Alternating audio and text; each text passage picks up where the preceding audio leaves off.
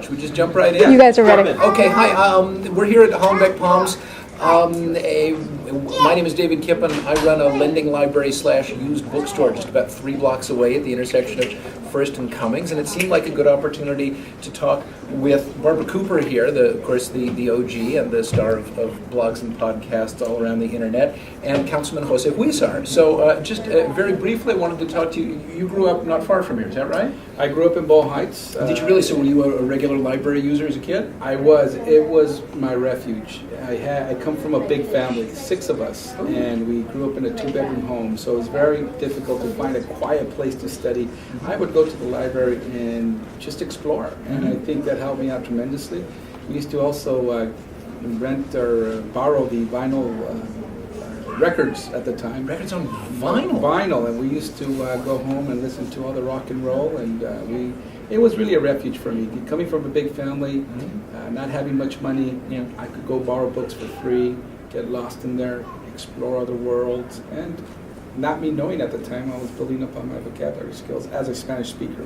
Spanish was my first Spanish in the language. home? Yeah, Spanish in the home. And I guess this would have been what, the old Benjamin Franklin Library? Well, there's 2 libraries I would go to. One was Benjamin Franklin, the other was Stevenson, near Esperanza and Whittier, and a bit more towards... I've only seen that since it was rebuilt, I'm sure. Right.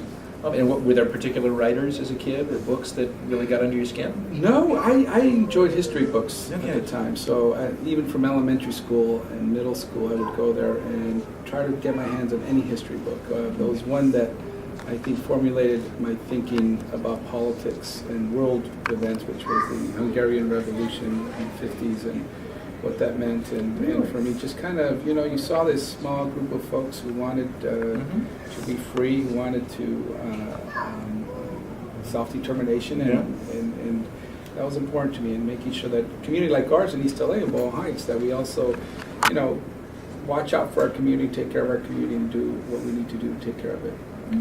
Now, Barbara, you, I guess, were on the other end of this transaction, not as a kid, although I'm sure at one point that too, but as a parent and eventually a grandparent, taking your children, and was it your granddaughter Kim, to the libraries? 6 months old. 6 months old? What did she do in a library when she was 6 months old? She didn't know what the atmosphere, the environment, the fact that this is, we come to the library around, and she sees nothing but books. I think it's a very important thing for young people to be introduced to libraries. I think the schools are doing somewhat. I don't think enough. Well, libraries in the neighborhood have had to cut back on their hours. It's one of the reasons that I decided to open Libros Schmibros. On the day, in fact, that I did, that was the Monday, July the 19th, when the Ben Franklin Library, one of your 2 libraries, was having to close its doors for its first Mondays. Is there anything... There should be a library card that's a standard, a plastic one that they would have from the age of 6. 6 years or 6 months, like your granddaughter? Well, but the age of 6, so they know they can go to this department, so they know they can go to that department. And so they see the artifacts that you have usually to show. It's a very important factor. It is. Well, what about it, Council? I mean, is there anything that we can do, or people possibly who chance past this on the internet can do to sort of, create a groundswell of enthusiasm and, at least arrest these cutbacks and maybe even someday hope to reverse them?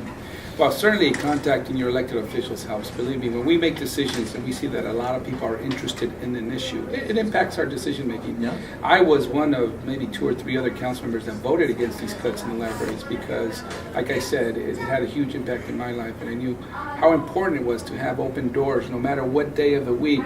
Our kids are looking for something to do, and I'd rather have them in a library reading than out on the street getting in trouble, and particularly for low-income communities. these kids can't go buy books, for. At my place they can. They At can your borrow place they them, can. but yes, And, I know what you mean. I was telling you earlier, I'm so happy you're there because I've been working with others to try to get a bookstore there, and voila, you did it so quickly. And we got to support you now and support the bookstores there because for a lot of kids in low-income communities, for them to go and see their books and be around books, it just opens up a lot of possibilities. And I'd rather have them doing something positive than being out on the streets getting in trouble. So what we can do now is write your local elected official. And what do I do? My local official already supports libraries. Maybe I got to write to some of your You colleagues. work with others and write to others. But I think in next year's budget for the city of Los Angeles, the county did the same thing too. So we have to look at the supervisors, make sure they undo what they did this year. And for next year's fiscal budget, to put back that money and say, look, and I bet we could go out now and see people who are struggling either to find a library that's open every day of the week, or who even go there to get access to the internet. The technology now is very important. Some people, this world now is relying more and more on technology. People expect you now to pay your bills with using technology, to have access to information using the internet and technology. And low-income people rely on the public library to go do that for them. They don't have a computer at home. So, this was that decision, and hopefully we undo it in next year's budget because we're going to lose out if we don't do it really quick. They should advertise and promote you instead of buying your child a puppy. Get them a library copy. Yes. That they can go every Sunday with their spend with their family. And that way you're promoting something that will instill in them forever. Yes. It's a good point. And if you think about it, reading is the basis for the rest of a person's education. Your child needs a friend. He already needs a book. Yes, exactly. Well, you've both been really generous with your time. I know you've got an entire district full of needs to help address, but thank you very much, and thank you for spending time here on camera with the OG's podcast. And by all means, I look forward to seeing you both separately and together at Libros Schmibros sometime Thank you. soon. I'm going to go visit, and I'm very excited to finally meet our famous blogger from Boyle Heights. I've heard so much about you, and thank you for the work you do.